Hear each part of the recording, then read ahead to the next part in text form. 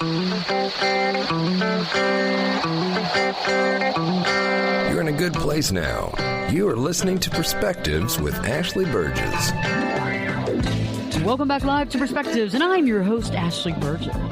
Tonight we're talking about emotionally confusing relationships. Do you feel as though you're on a roller coaster when it comes to your relationship? You know, tonight I'm going to be discussing the characteristics of an emotionally confusing relationship and what you need to be aware of. You know, there's certain safeguards that you need to take, and I'm going to be talking about that later. But right now, let's talk about the characteristics of a confusing and emotionally draining relationship. Because I know that we've all been there before, and some of us are currently in a relationship like that right now. Are you? Are you in a relationship that has you feeling out of control, insecure, not knowing what's going to happen next, always wondering, walking on eggshells, feeling like you're going absolutely insane? I mean, I've been in those relationships before where you feel like you're taking total crazy pills. Like something's in the water. I've lost my mind. Okay? Some of us might actually feel more like I've lost my mojo, right? And some people might just say, I've lost it all. Completely gone. Nothing here. I'm a shell of a person right now, and I don't even know if I should laugh or if I should cry. And a lot of us have been in these relationships. Some of us have walked away. Some of us have stayed in them, and some of us have found a new one just like it. It's amazing. It's funny how we as humans sometimes have a tendency of following certain patterns, but it's not until we realize the pattern can we do something about it. We're going to be talking about that later on as well, because once you have the knowledge you need to see things clearly, you are allowed to then make a correct and justified decision. Do you see what I'm saying? So, for example, if something's going on in your life and you're not really able to know how to define it maybe, or how to honestly understand where you are, it's almost impossible to make a decision that's helpful. You know, it's interesting. It's like when you do some investigation and you start realizing things about various topics and various subjects and interests, and it's so cool. And you go, wow, it's like broadened my horizons. I feel so expansive. I feel so, I don't know, like open-minded. Like I feel like I know a lot more than I did. I feel a lot more educated. And that's what we're talking about tonight. We're doing it in a funny and serious way, though, because when you're in a relationship that's emotionally taxing, that you feel like you are on a roller coaster ride, it's not fun. In the beginning, it is intriguing. In the beginning, it's titillating. In the beginning, it's sexually satisfying for some. In the beginning, it's something new, something erotic, something different, because you're like, wow, this is something that I've never experienced before. This is so interesting. It's so new. It's so interesting. It's got me on edge a little bit. And that's what we're talking about tonight, is that sometimes these emotionally taxing and confusing relationships start off very, very sexy, very cutting edge. You know, like you feel like you're all alive.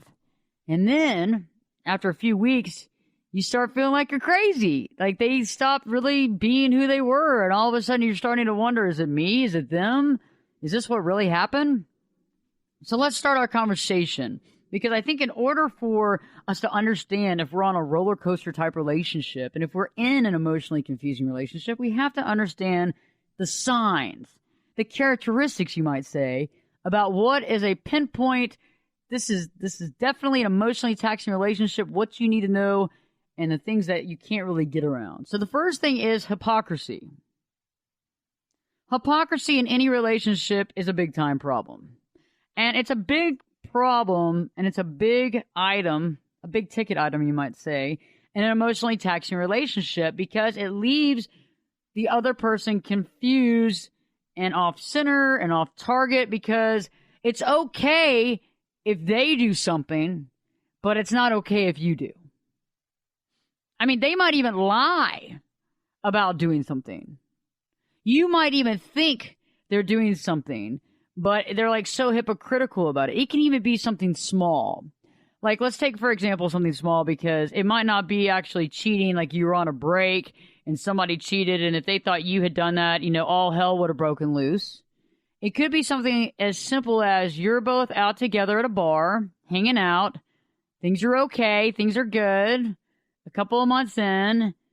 And you make just a silly joke. You make, let's just say, a silly, kind of childish, middle school level joke, right? And it's funny and it's not ill-intended. It's just funny. And instead of laughing or kind of like, oh, that's funny, they're like, why are you so childish? I mean, do you really have to be like that? Or just totally like look at you like you're crazy, you know, and literally like kind of put you down. Like, why do you have to be like that? You're so childish. You really need to grow up. But then they turn around and do the same thing later. And if you're not laughing and head over heels, they start pouting. They get very angry because it's okay if they do it, but it's not okay if you. There's a different level of standards when you're dealing with an emotionally confusing relationship. And that first thing is hypocrisy. I can go out all night, but if you do, there's a problem. It's almost like, well, it's not almost like, it's a control factor. Do you understand what I'm saying? So do as I say, not as I do. In that situation, it means that do what they tell you to do. Don't really watch what they're doing. It's nothing to see over here. Nothing going on over here, really. Just look back over there and check out what's happening over there. There looks like there's a clown and a little puppy. Seriously. I mean, how many times have you been in a relationship? I have been in some of these where the hypocrisy is so thick. It's like yesterday's queso. You know how queso has that big kind of gross, cheesy film on the top when they bring it out. It's been like cooking under the lights for a while and they've been waiting to serve it to you. And like the first time you put the chip in there, like the chip breaks off into the queso bowl and it's like as cold can be. Okay. That's how thick hypocrisy can be when it comes to certain relationships. When you have people that want to control so much that they'll do whatever they want to do, find it however right they have to find it, and turn around and blame you. Also, people that have a lot of hypocrisy in their life, they have a tendency of doing things and claiming that the only reason they had to do that was because of how you treated them, what you did to them. You drove them. Ashley, can you say drove? You drove them, right, to cheat. Or you drove them to drink. It's your problem that I drink 15 drinks a night. Okay? It's all about you. You're the one that stresses me out. You're the one that pushes me out. It pushes me into it. Hypocrisy is an interesting thing. It's about control. And if you are in an emotionally confusing relationship, you might feel out of control. You might even feel changed. And what I mean is that maybe your personality is slowly becoming different. Maybe your humor is starting to maybe go away. I mean, it's interesting when we're in an emotionally problematic relationship, we have a tendency of feeling like we're walking on eggshells. You make a couple of comments because they did it to you, but because of hypocrisy, they take it wrong, they get upset, they sulk. Maybe they don't call for a whole week to prove a point. You know, maybe a step further is to make a plan for a date for the next Saturday. And all the way up to Saturday, you don't hear from them. Nothing. You finally, on Friday, decide to call. No answer. You text. Nothing. Saturday comes along. Still nothing. An hour after the date was supposed to begin, nothing. You try to call them again, nothing. The following day, hey, what's going on? Hope you're okay. Have a great day. Now, that's an interesting concept because that's about control because they want to see how far they can push you. Do you see what I'm saying? Because most people wouldn't accept that. Most people, men and women, would have called and said, hey, you know what? We made a date for Saturday. It's Friday. I haven't heard from you. I'm going to go on and make other plans. Probably should have made other plans on Thursday, but I'm going to go on and make other plans. Because that's a whole game playing control factor. Now, if you had done that, that would be a problem. If you had disrespected them in such a way that you didn't bother calling and you didn't bother being there and you didn't bother setting things up and being there, that would be a distinct problem. Maybe even grounds for a breakup, or definitely grounds for not talking to you for a couple of weeks, perhaps going outside of the relationship, perhaps seeing other people. It's interesting how hypocrisy and emotionally draining, controlling relationships can go downhill so quickly.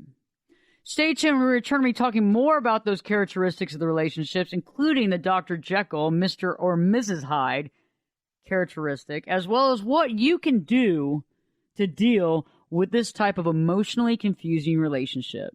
Stay tuned, because Perspectives with your host, me, Ashley Burgess, will be back in 2 shakes.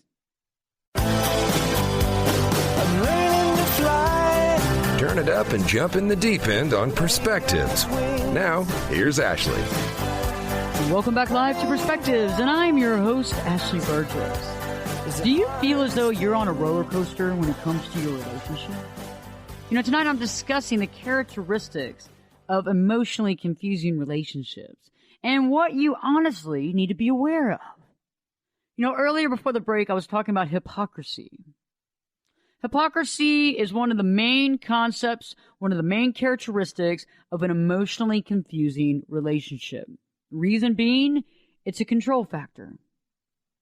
I'm allowed to do this, and you are not allowed to do this. Don't even think about doing this. Don't even think that this is an option. Do as I say, not as I do. Be the angel. I can be the devil. I can do whatever I want to. If we were on a break, then it was okay.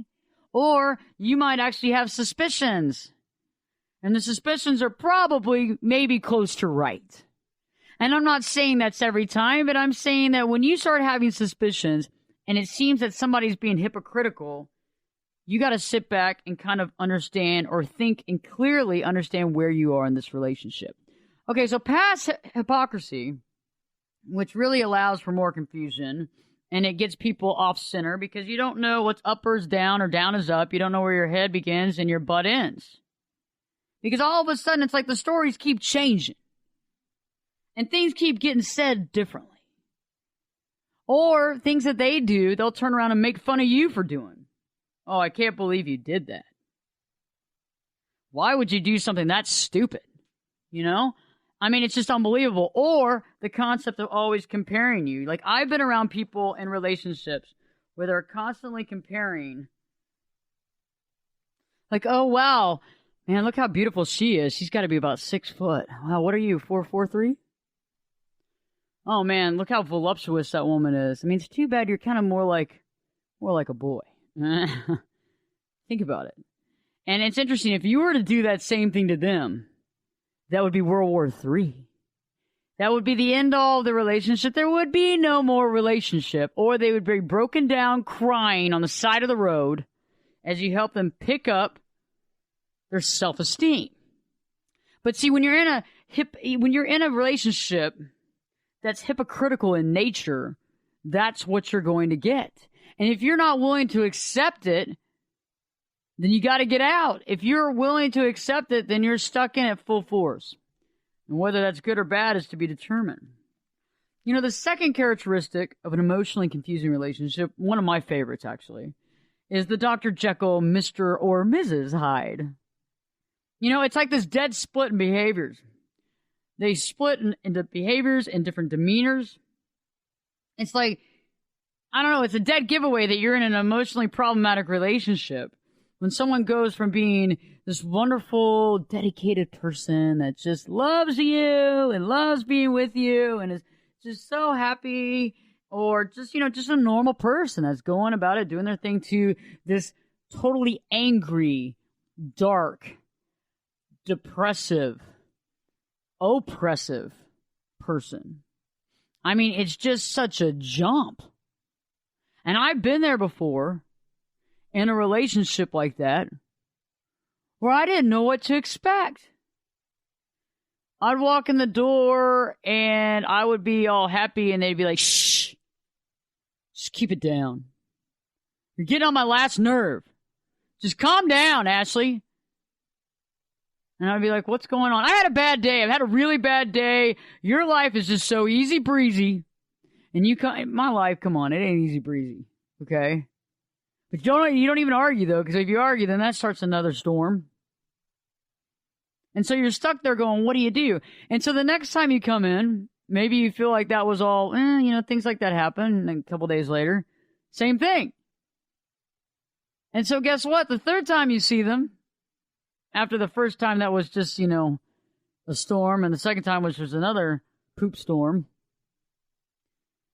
you walk in kind of meek this time. Hey, what's up? What's wrong with you? What, are you in a down mood? Because I don't need anybody in a down mood around me. I'm in a great mood, and I've had a great day. What's going on? And then you're all there going, oh my gosh. And you don't know what to expect. It becomes this eggshell Dr. Jekyll, Mr. and Mrs. Hyde thing going on. You don't know what to do. Sometimes it can seem, I don't know, kind of attractive in a way. Because, we all like those bad boys or bad girls sometimes. And we have a tendency of not realizing that a lot of that behavior is emotional triggers from childhood that needs to be mentally and emotionally worked through before that individual can walk into a relationship and have adequate emotional stability. Straight up honest from the Burgess Gospel right there. Think about it. A lot of people out there need to get their head fixed and their emotions fixed before they can even think about having a relationship. And a lot of us overlook that because we assume, oh, they're fine, they're great, they're good, but we don't ever think about the fact that, maybe this person isn't all completely there. Maybe they're dealing with an emotional baggage, not even from their last relationship, because a lot of us like to sit there and think, oh, well, this all came from their last wife, or this all came from their last boyfriend, or their last husband, or the last girlfriend. And so this is what we're going through right now is the baggage from the last relationship. And you needed to let go of that baggage from that last relationship. You know what? It probably had nothing to do with that last relationship. The breakup did have to do with baggage, but it had to do with baggage from previous. And all of a sudden now you get to be the bearer of baggage. You get the gift that keeps on giving the whole lifetime, as long as you want to stick in it.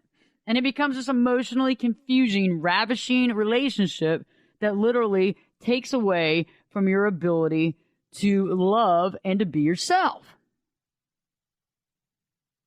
You begin to feel, like you don't know what to expect. And with the Dr. Jekyll and Mr. and Mrs. Hyde, you actually begin to feel crazy. The more you're around a person like this, the more you begin to question yourself.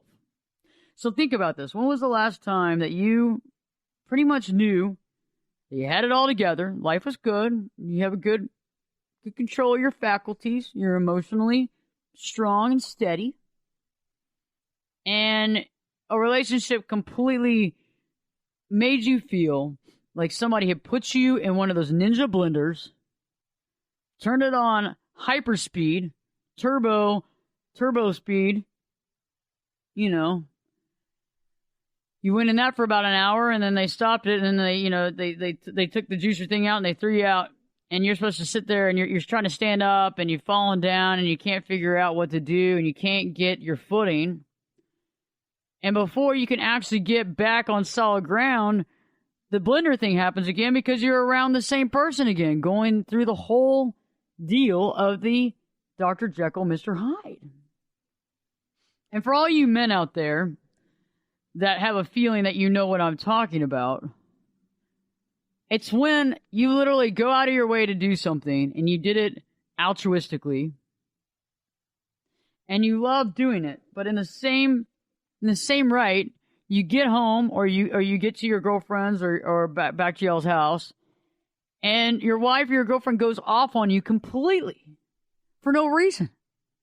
Screaming, yelling, throwing things. Or the opposite. Sulking, crying in a back room, all the lights off, going through this certain type of behavior.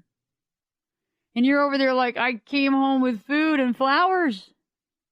I've done nothing wrong. It's not like you've done anything wrong. You actually came home at a nice time and you had a great dinner. Everything was planned, and all of a sudden this happens.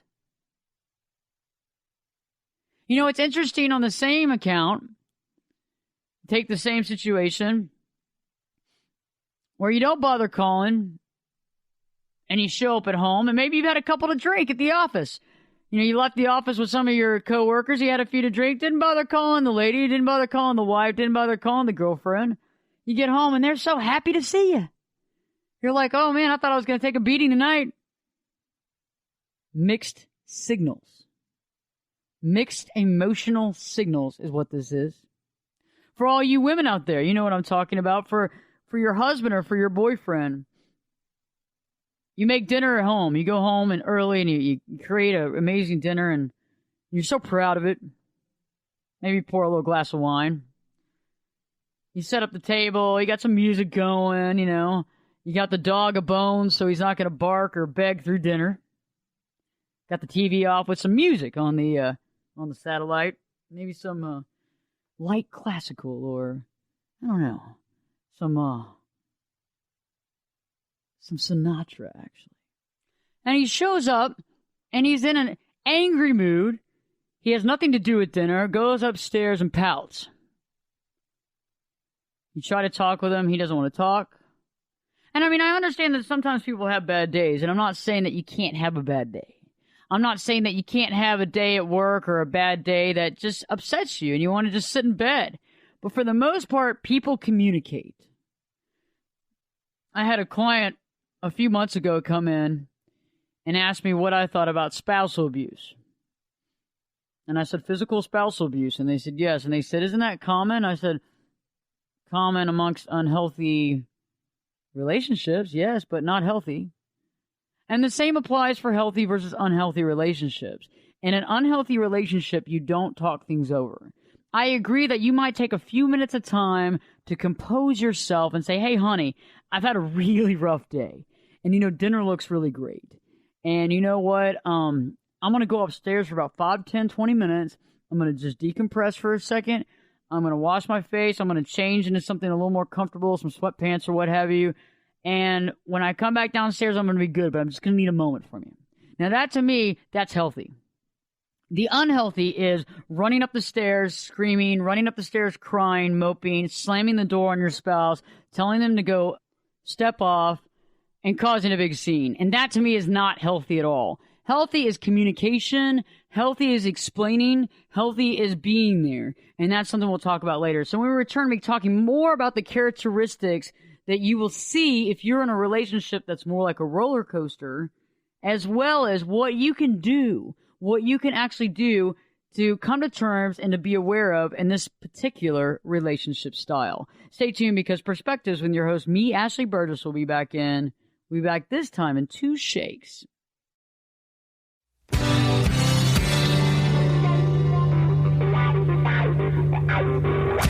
This is Jake Busey, and you're listening to Perspectives with Ashley Burgess. Welcome back live to Perspectives, and I'm your host, Ashley Burgess. You know, do you feel that you are in a roller coaster type relationship? You know, tonight we're talking about emotionally confusing relationships and what you need to be aware of. You know, earlier in the hour, we talked about hypocrisy and how in a lot of these relationships, one person is a total and complete hypocrite. Whatever they do is allowed. Whatever you do is not. They're allowed to get away with murder. You're not. And if they catch you, there's going to be hell to pay, honestly. And it's interesting because if you bring up something about what they've done, or you try to bring up the truth of the matter, they're going to squash you. And they're going to turn it around on you, and they're going to explain that the reason why they did that to you is because of you. And I think that anybody that's been in a relationship like that or is in one right now knows that you start to feel crazy because they actually tell you that the reason why they screwed up or they did what they did was based on the fact that you weren't good enough. And you start buying into it.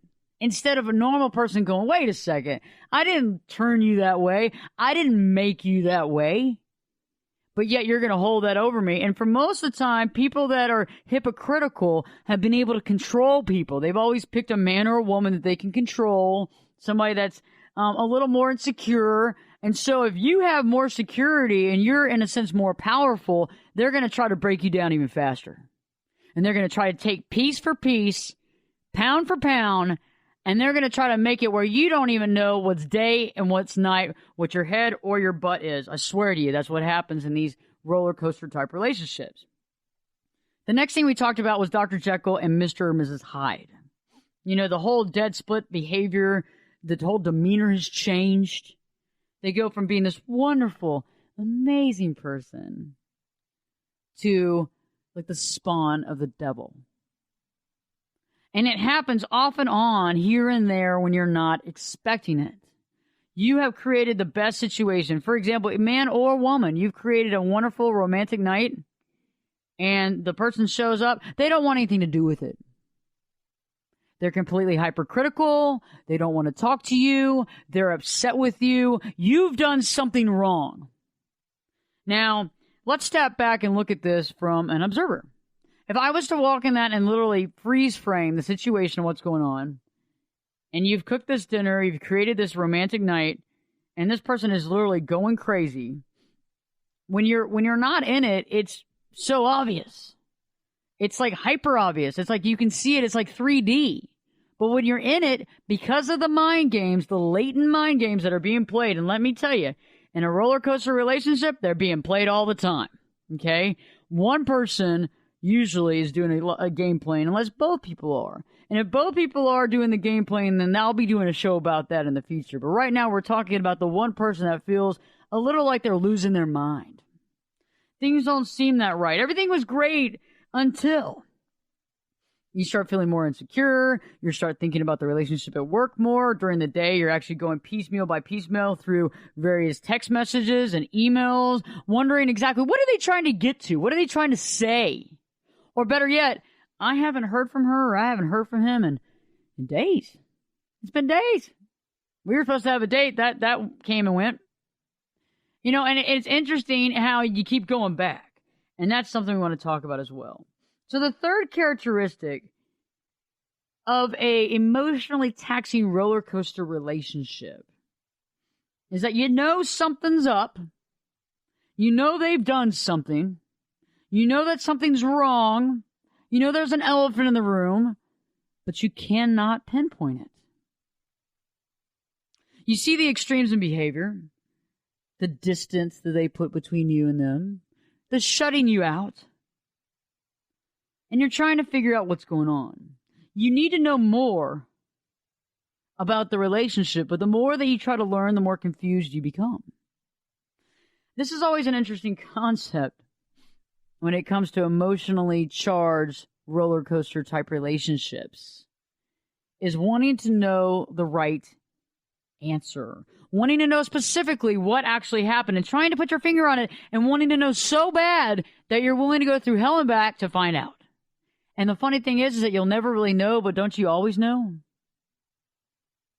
Did you hear that? You'll never really know, but don't you always know? You do. I mean, if you have listened to your inner self talk it all, some people call it your higher self, some people call it instinct. If your instinct has been right 95% of the time, if your instinct has been right 85% of the time, and you still have this nagging thing that you know something's not right and you're trying to pinpoint it, you don't have to get all the clues for the murder mystery, okay? You don't have to sit there and go find the bloody sleeve. You don't have to go sit there and find the murder weapon. But you should be able to sit there with some sort of clarity and say, okay, I don't know the answer to these questions. I don't know exactly what's up, but I know this isn't beneficial to my health. I know that this is not working for my health. And think about it, because it's interesting how when we get in these emotionally charged, roller coaster, not healthy relationships, we have a tendency of going back in for more. And why do you think that is? Well, I'll tell you. I'm glad you asked. It's because it's so different. We don't know what to expect. And we as humans like that sometimes. We like that. We like to not know. We like to be surprised. But the problem is that it's kind of a negative, self-actualizing surprise. We're never getting anything out of it except for heartbreak and resentment later on and more baggage that you're going to have to deal with, like somebody like me as your therapist, to go through. Because the thing is that we like kind of the tantalizing, the edgy, the on-fire type fuego relationship. But why is it a crazy relationship? Because it's not all right. Because there's a lot of game playing involved. Because there's a lot of control issues. Think about it. A lot of us understand that there's a lot of control issues in our relationships, and we know that it comes from somewhere. So let's talk a little bit of background about where control comes from. When people are hyper controlling in a relationship, they're hyper controlling because they need to control something in their world. Okay? For example, if a parent is hyper controlling, overly controlling of their child, they're doing it because they feel as though their life is out of control. Okay? And the child is significantly younger and more needy than said parent. Now let's think about the control factors in childhood. So you have a mom and you have a dad. Most of us do. Not all of us, but some of us. Some of us have two moms. Some of us have two dads. Some of us have just a mom. Some of us have just a dad. Some of us were raised by grandparents or aunts or uncles. Some of us were in foster care. Some of us have adopted family. Okay. So that alone has a plethora of different perspectives alone. However, let's talk about the dynamic between mom and dad. Okay. The dynamic between mom and dad and the child is inherently important. How much love the child feels like they got. How much support. How much was the dad around? How much was the mom around? Was there a lot of codependency issue? Was there a lot of enmesh? Was there a lot of, emotions and boundary issues being kind of erased and moved by mom and son, mom and daughter, father and son, father and mother? Think about that. And at a young age, when we go through these types of things, we don't really realize the impact that it might have on our future life. So let me give you an example real quick, because this is something that I think might shine a little light into why people do what they do. So for boys, when mom, let's say like mom is single, let's say mom's either married or mom's been divorced or mom's single. And the little boy sees mom have a lot of different men come over to the house. And maybe walked in on a few situations that were pretty R-rated, pretty X-rated possibly. Seeing mom in a compromising position with various different men. Now, at the time, the child doesn't really realize what's happening, but you have to understand that because we, at that age, have to make kind of a decision, because that's just the way our mind works at that age, that we have to make a decision, and that decision sticks with us as adults unless we work with it. So one decision could be, son sees mom compromising positions, lots of different guys. Could be 2, could be 3, could be 10, could be 15 guys.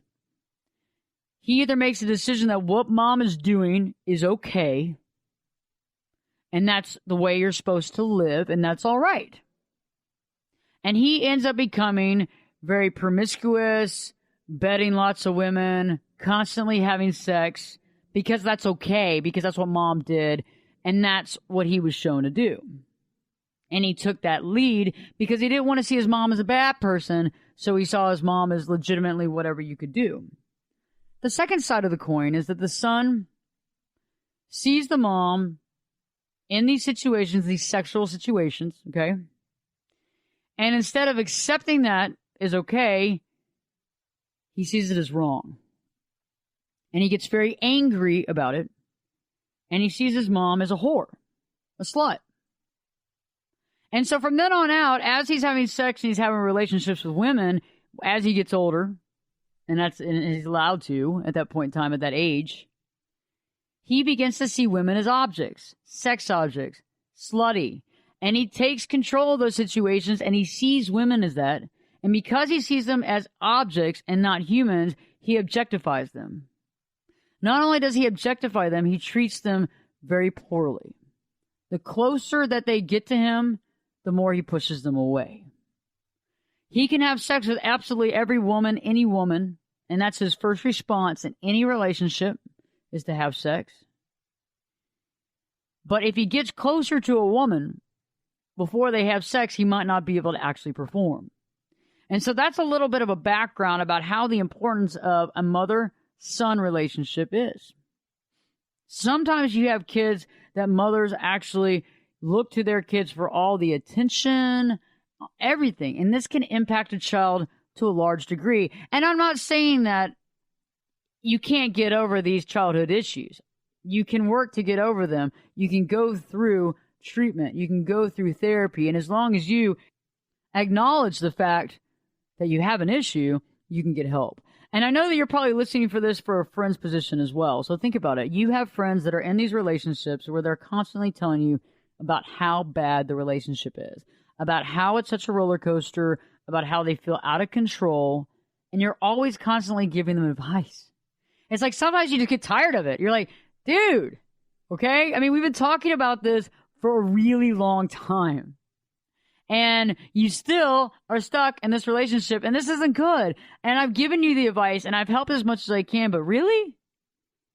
And you know what I'm talking about because you go, why are they in this relationship? Well, in these relationships, a lot of times people get into these relationships because it reminds them of something from childhood. If you were controlled a lot by one of your parents or both parents, and you enter a relationship that person's very controlling of you, that seems normal place. To the outside looking in, it seems ludicrous. However, it's a normal place for you. It's normal to be uncomfortably controlled because that's normal. For other people, that would be unacceptable. And so that's what we're talking about, because this is what's so important when we're talking about the characteristics of a roller coaster, non-really working, painful relationship, is that these extremes in behavior, the distancing, the shutting you out, needs to be pinpointed. When you see that happening, when you feel it happening, why? And a lot of times there's no real concrete reason why. Not one. That's why it leaves you feeling a little insecure, confused. Why is this happening? You know, an easy example is when somebody starts dating, two people start dating each other. And everything's going great, and they're constantly going out on dates, and one person's constantly calling, and everything's going well. And all of a sudden, one day, drop in communication. Nothing. Maybe you eventually text, and they respond with K. Just the letter K, not okay. Or the better one nowadays, I think this is the 2015 Total Riff. Sounds good. Sounds good? I wrote you a text message. How does that sound good? I mean, it looks good. It could be looks good. It doesn't sound good. I mean, what does it sound good for? I mean, that's kind of like the blow-off response of, I'm not really interested, but it sounds okay for you. And so there you are, you're going through this process, and all of a sudden you hit this, like, kind of rock, this stopping point. And it's like you can hear a pin drop. And then all of a sudden, a week or two later, it's just like nothing ever happened. And you see them and you go out, and over the conversation, nothing's said. And the crazy thing about it is that they never bring it up. And if you bring it up, well, it's a fight. And for some reason, though, what's weird about it is that you're not going to bring it up. Why? Because you know they're not going to fess up to it. Subconsciously, you know that you're in a relationship that's not working. And you don't even really need the answers. You just know that it's not working.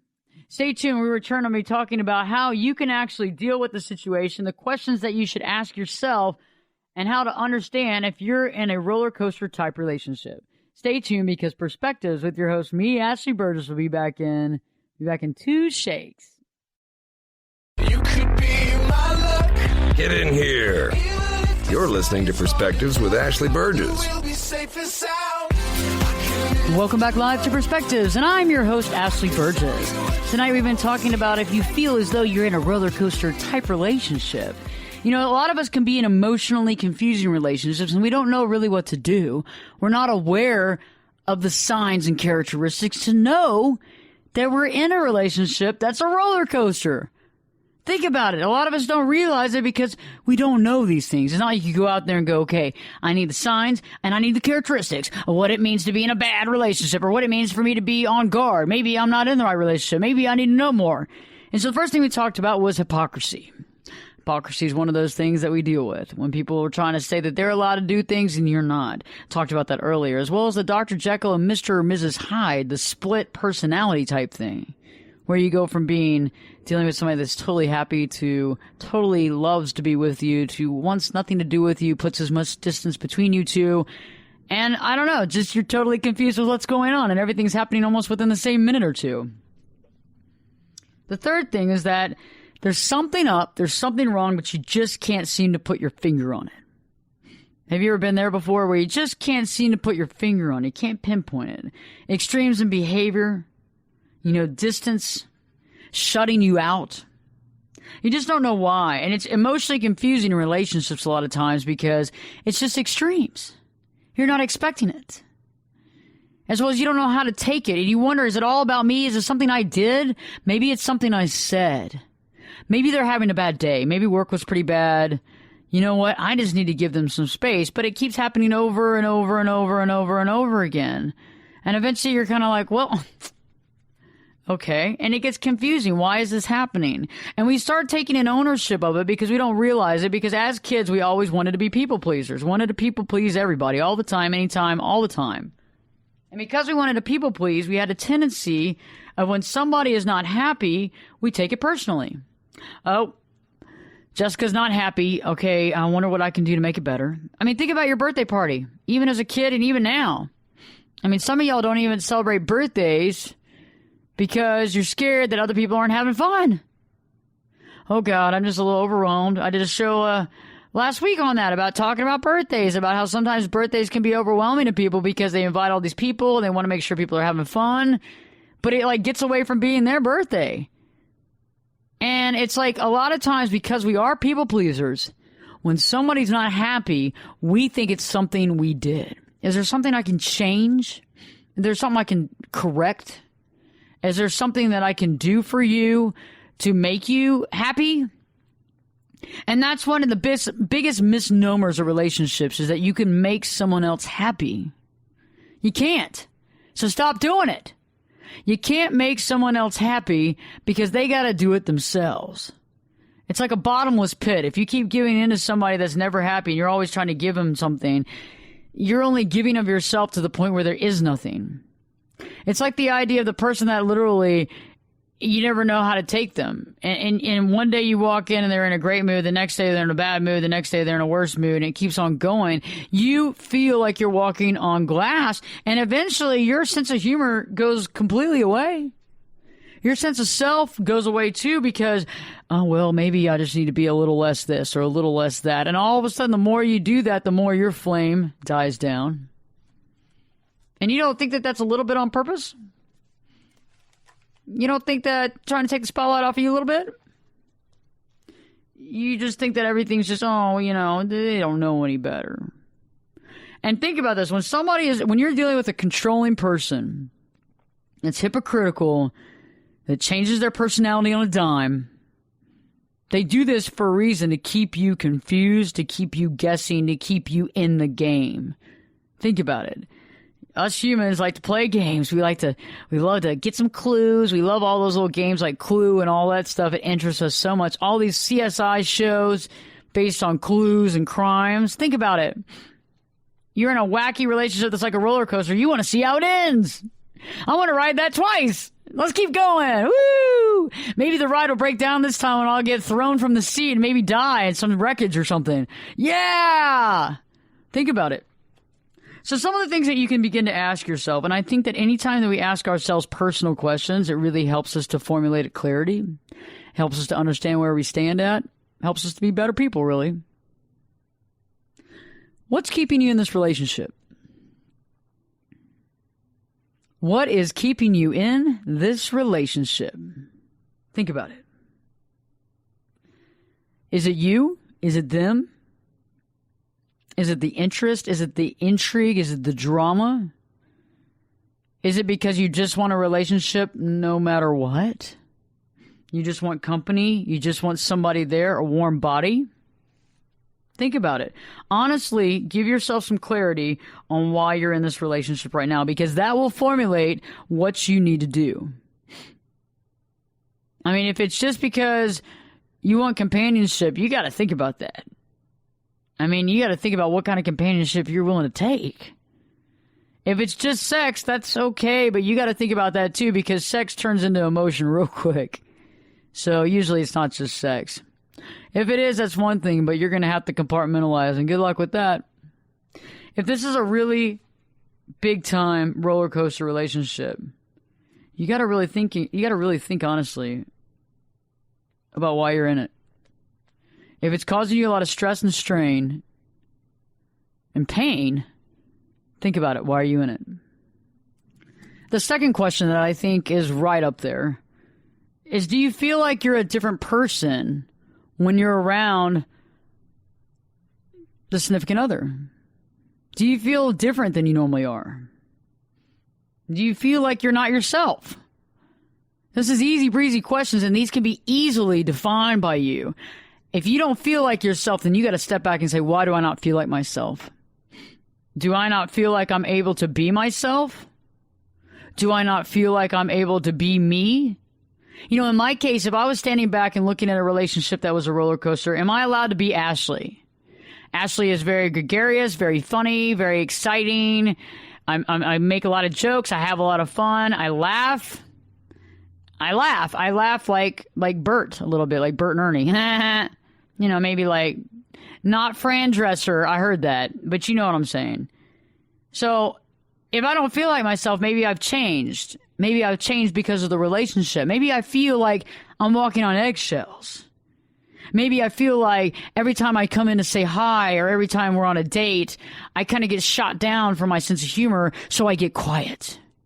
Maybe I get more quiet. Maybe I get more dramatic. Think about it.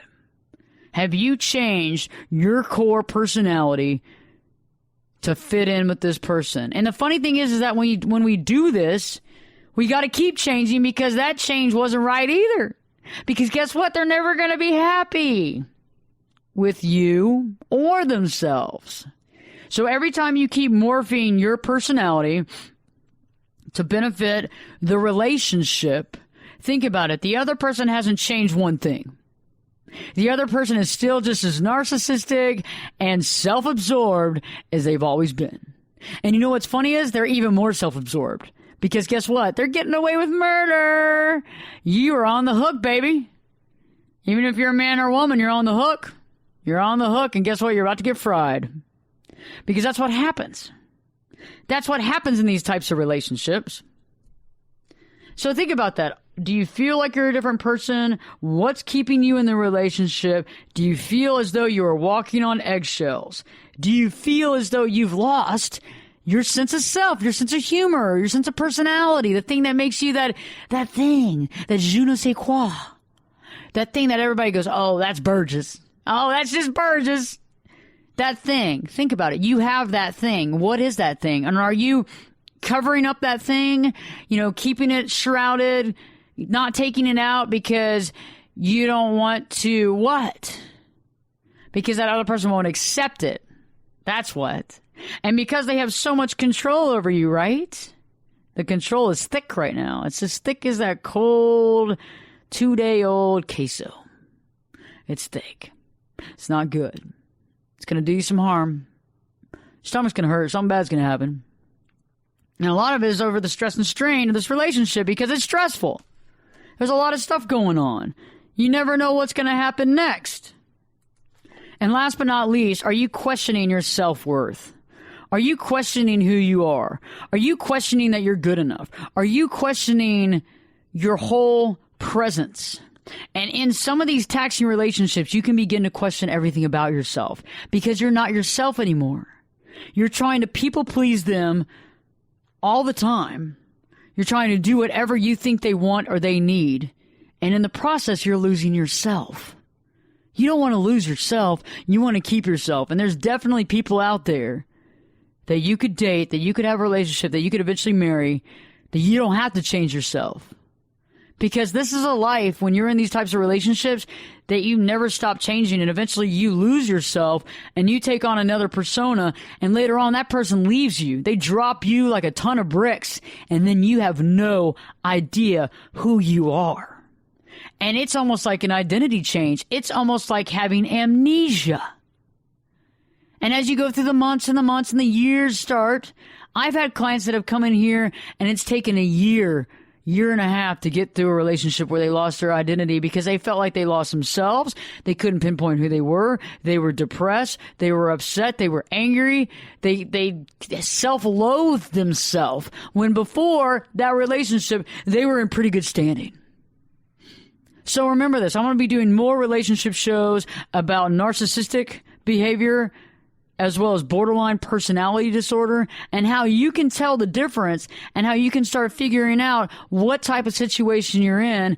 Is there hope? Can there be therapy? Or do you need to run for the hills? So stay tuned. Remember to always be yourself. Don't change for anyone. Step up to the plate. You have your own perspective, and someone's going to love you for you without the mind games, without the control, and without the need to always be on top. By the way, if you're dealing with a relationship that's a roller coaster, if you're wondering if your spouse or boyfriend or girlfriend is a narcissist or a borderline personality disorder, contact me. Go to ashleyburgess.com, www.ashleyburgess.com. Go to the contact page and contact me. Ask me a question. I will respond immediately. As well as I'm taking on new clients for both therapy and coaching. Stay tuned, because Perspectives with your host, me, Ashley Burgess, will be back this time in 3 shakes.